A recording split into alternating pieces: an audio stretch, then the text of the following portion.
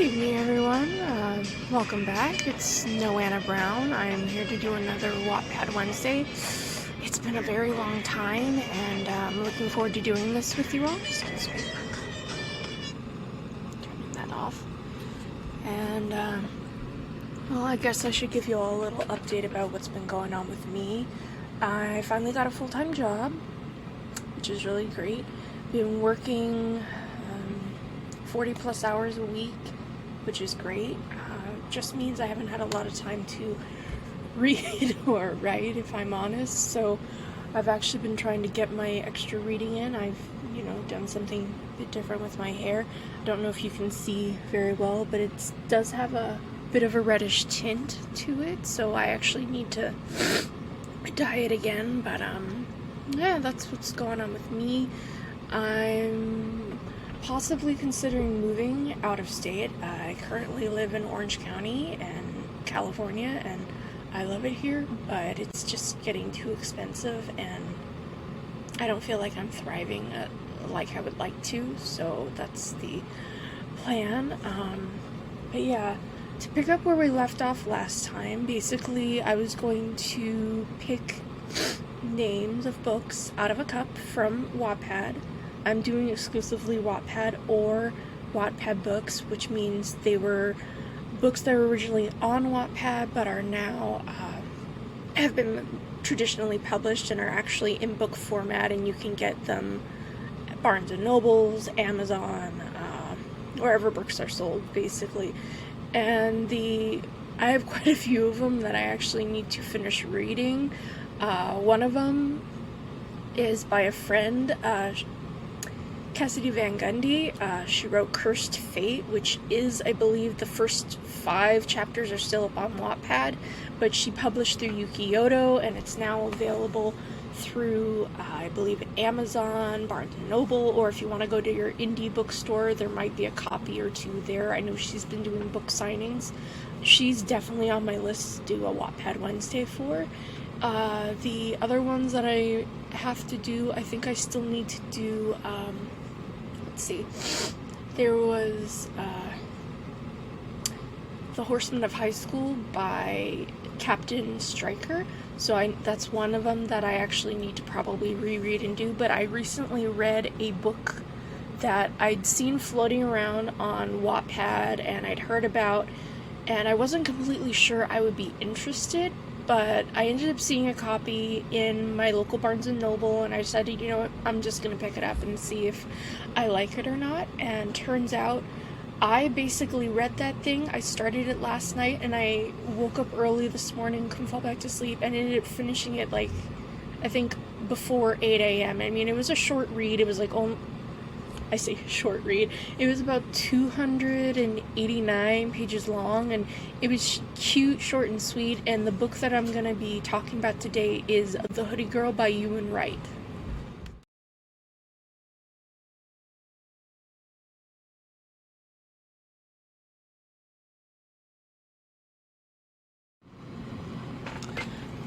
Hello, I'm back, and as you can see, I changed. I thought I should look a little bit nicer for this. So, the book in question, this is Hoodie Girl, like I said. I mean, look at that. It's a beautiful cover. But as I was reading it, I was really struck by how it was written. And interestingly enough, the book, it is told between the two perspectives of the girl in question, the Hoodie Girl, who's Ren Martin, and the resident popular boy and man about town, Asher Reed. Turns out these two teenagers had actually met once before, or she had known about Asher Reed since 5th grade, and the thing is, she ended up getting bullied, and he and everyone else in the class at the time ended up just sitting there and laughing at her. So her first impression of Asher is not very good going into this book. And the thing is, this girl, she's been through a lot, as we end up finding out later. I'm not gonna spoil anything right now, but as it goes on, slowly but surely, basically this girl, she kind of wants to be invisible, just get through high school, do what she needs to do, study, and try to get into Yale, which is her I don't want to say dream college, but it's basically the school she says she wants to go to, and we end up finding out later on why that is. However, so she basically tries to just blend in the background and have no one notice her. Well, she ends up again meeting Asher again in the hallway, and it was kind of an interesting meet cute, and she ends up going to the library, checking out a bunch of books, and she actually goes over the limit for the books, and then she bumps into him in the hallway, and all of her books go flying. He helps her pack them up, and there's this kind of awkward but funny dialogue between the two, and that kind of sparks his interest and makes him curious about, okay, who is this girl? She doesn't act fake, she doesn't act like she wants anything from me. If anything, she kind of wants to avoid him, so that kind of piques his curiosity and goes, who is this girl? And we end up learning a lot about Asher as well. He's star of the hockey team, he's, the it boy, the boy next door. Everyone kind of is goo goo gaga for him, everyone sees high things and high hopes for him, and so basically they almost go on a collision course. So she ends up wanting to get money for school, and because books are really expensive, and as a graduate student, I pay hundreds of dollars for my textbooks, and then tuition's like in the thousands. So for a girl who's planning on becoming a freshman, yeah, it's going to be very expensive and very different. So basically, this book is about her kind of getting out of her shell, letting go of the past, and moving forward. And there's this interaction within the book in their English class where they end up reading Romeo and Juliet, and obviously there's a debate between her and Ashley that kind of, you definitely see, ooh, sparks and all that. And kind of they discuss how things are not forever and things are finite, everything ends. So in this interesting thing in the beginning of the book where you end up finding out that she likes to read, and the thing is, she'll look at the cover and she'll say, oh, that looks interesting, but she'll end up reading the ending. If she likes the ending of the book, then she'll finish reading it, and if she doesn't, then she won't. So I found that very interesting as well. And with Asher, you end up finding out he ends up having a very bad accident happened by during a game, and it was by a boy who he didn't snitch on, but the boy ended up getting expelled from the school, and it turns out it was also the bully that had done something to Ren previously. I guess in the past, we just know about it from stories that she mentioned and her internal monologue, but we don't actually see it happen. And in the end, it ends up kind of calling into question, his life and what he found was important. And the thing is, he always thought, I have to be liked by everyone, I have to do things a certain way to be liked. And when he gets hurt, it ends up calling into question, okay, what is important to me? Who is important to me? And do appearances and popularity, do they really matter? And he ends up finding out that, as he and Ren kind of go on this journey together of kind of letting go of the past and moving forward with their lives and trying to find out who they are and what they want, he ends up slowly and surely falling in love with this girl. And at first she thinks, oh, we have nothing in common, there's nothing going on, and at one point she tries to break it off with him, and she ends up finally revealing what happened to her and why she is kind of the way she is. And overall, it was just a very, very good book. I was invested in the characters, and I was kind of sad that this book ended where it did. I mean, it kind of goes forward, like by 3 years, they've graduated high school, they're going to college, they're still together, and the thing is, there was something about the immortality and mortality,